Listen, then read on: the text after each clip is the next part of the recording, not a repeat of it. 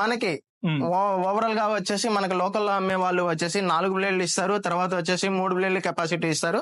మనది వచ్చేసి high speed అండి. ఓవరాల్ గా 5 బ్లేడ్స్ వస్తది. బ్లేడ్ కెపాసిటీ చూసుకుంటే మీకు ఈ బ్లేడ్ ఏదైతే ఉందో సార్ హెవీ వస్తుంది. ఈ బ్లేడ్ ఈ బ్లేడ్ లో కూడా అనేది హెవీ వస్తుంది. అంటే ఇలాంటి చాప్ కటర్స్ లో కూడా హెవీ అన్నట్లు ఇది. మనకి ఈ చాప్ కటర్ మోడల్ లో ఏదైతే మోడల్ ఉంటుందో అందరూ ఇచ్చేదానికంటే కూడా ఈ బ్లేడ్ థిక్నెస్ అనేది తక్కువ వస్తుంది. మనం ఎక్కువ ఇస్తాం థిక్నెస్. తర్వాత వచ్చేసి ఎస్ఎస్ ఉంటుంది సార్ బ్లేడ్ లోని. ఎస్ఎస్ బ్లేడ్ కంబైన్డ్ తో వస్తుంది సార్ బ్లేడ్. మనకి రేర్ అన్నమాట ఇది బ్లేడ్ అనేది. తర్వాత వచ్చేసి ఈ మెటల్ అంతా కూడా హెవీ మెటల్ వస్తుంది సార్ మనకి ఈ machine. 3 HP single phase sir ఇది.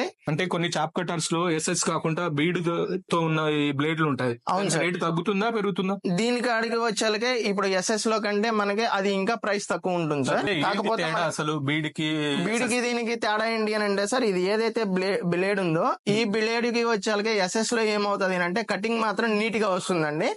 తర్వాత బీడికి వచ్చేటప్పటికి ఏమవుతుంది అంటే బ్లీడ్ అనేటప్పటికి బ్లేడ్ కట్ అవుతా ఉంటది. గడ్డి కంటే ముందు బ్లేడ్ ఆగం అవుతుంది. బ్లేడ్ ఆగడం వల్ల ఇది రేర్ పార్ట్. ఎవరు కూడా సర్వీస్ ఇవ్వరు. మనకి ఈ చాప్ కటరే కాదు సార్, ఏ చాప్ కటర్ కైనా మన దగ్గర ఆంధ్ర, తెలంగాణ, కర్ణాటక, తమిళనాడు మనం ఎంతవరకైనా సర్వీస్ ఇవ్వగలం సార్. మనం 4 స్టేట్ల వరకు సర్వీస్ ఇస్తాం. ఈ చాప్ కటర్స్ కే కాదు ఏ చాప్ కటర్స్ కైనా. అలా సార్. అంటే దీనికి గేర్ కూడా ఉంటుందా? అవును సార్. ఇది ఏదైతే ఉందో ఈ గేర్ వచ్చేసి మనకి షార్ట్ అండ్ లెంత్ అంటారు సార్.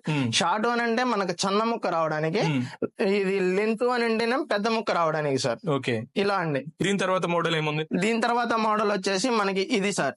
చూడండి, మీకు ఉన్న దాంట్లో ఇది హై మోడల్ అని చెప్పుకోవచ్చు కదా? అవును సార్. ఉన్న మిషన్ అన్నిటిలో కూడా ఇది హెవీ అండి. ఇది వచ్చేసి మనకి అవుట్పుట్ వచ్చేసి 1500 కేజీలు బయటకి ఇస్తుంది సార్. ఒక గంటకి 1500 కేజీలు బయటకి ఇస్తుంది. దీని కెపాసిటీ ఏంటి అని అంటే సార్ మనం ఓవరాల్ గా 3 HP మోటార్ వేసుకోవచ్చు. మనకు ఆప్షనల్ కావాలి అని అంటే 5 HP మోటార్ అయినా వేసుకోవచ్చు. 3 HP నడుస్తుంది, 5 HP నడుస్తుంది. అంటే కస్టమర్ ఏదైతే పెట్టుకోగలరో ప్రైస్ అనేది దాన్ని బట్టి మనం మోటార్ సజెస్ట్ చేయాలి సార్. ఎలా అంటే మనం ఇచ్చేది మిషన్ తో పాటు 3 HP మోటార్ ఇస్తాము. ఒకవేళ కస్టమర్ సాటిస్ఫై లేడు, నాకు 5 HP మోటారే కావాలి అని తన కనుక అడిగారు అనుకోండి, తన రిక్వెస్ట్ ప్రకారం మనం 5 HP మోటార్ కైనా కన్వర్ట్ చేయగలం సార్. అంటే గంటకి 1500 కిలోల అవుట్పుట్ బయటకు వస్తుంది. అవును సార్. ఉదాహరణకి ఎన్ని పశువులు ఉన్న వాళ్ళు దీనికి వచ్చేసి దీని కెపాసిటీ 1500 కిలోలు అనేది ఎలా అంటే మనకి 1 నుంచి 80 ఆవులు ఉన్న వాళ్ళకి లేదా 100 ఉన్న వాళ్ళకి ఎక్సలెంట్ గా పనిచేస్తుంది సార్. డైరీ ఫార్మ్ నడిపించే వాళ్ళు, పెద్ద రైతులు ఉన్న ఎవరైతే ఉంటుందో వాళ్ళకి ఎక్సలెంట్ గా పనిచేస్తుంది మిషన్.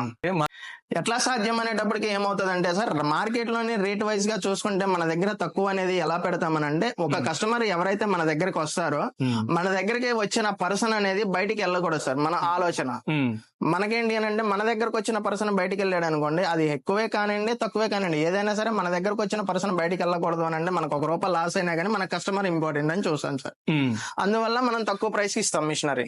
అంటే తెలంగాణ, ఆంధ్రప్రదేశ్ లో మీది ఓన్ మ్యానుఫ్యాక్చరింగ్ అని విన్నాను. అవును సార్. సో ఎలా ఉంటుంది మ్యానుఫ్యాక్చరింగ్ పద్ధతి? మ్యానుఫ్యాక్చర్ అనేది మేము సొంతగా చేస్తామండి. మాకేంటి అంటే హైదరాబాద్ మ్యానుఫ్యాక్చర్. అక్కడ నుంచి మేము మ్యానుఫ్యాక్చర్ ఎన్నైతే మిషన్స్ రెడీ చేసుకుంటామో అవన్నీ కూడా మేము ఇక్కడికి తెచ్చుకొని ఇక్కడ నుంచి డిస్ట్రిబ్యూట్ చేస్తాం సార్. మనకి ఏపీ, తెలంగాణ వచ్చేసి తమిళనాడు లేదా కర్ణాటక మనం 4 స్టేట్ల వరకు మనం డిస్పాచ్ చేస్తాం మా ఓన్ బ్రాండ్ మీద.